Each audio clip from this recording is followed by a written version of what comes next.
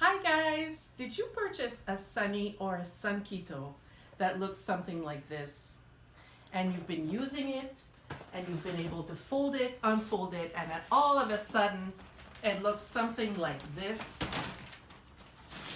And you try to fold it and it still doesn't work and you get frustrated. Now I have the solution for you. I will show you how to fix this without even having to go back to the store or changing the tent. You see, inside of the frame, there is a rod. It's a flat rod, and you're able to twist it and turn it around to fix the tent. So all that's going on here is that the rod is twisted, but on the wrong side. It needs to be flat all over. So you feel it here, as you can see, it's fine. Then you go here, and I feel that it needs to go this way. You play around with it and look at this. It's fixed, nothing broken.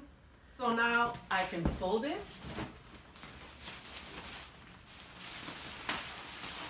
As instructed on the folding video, and I can put it back in the carry bag and still use it.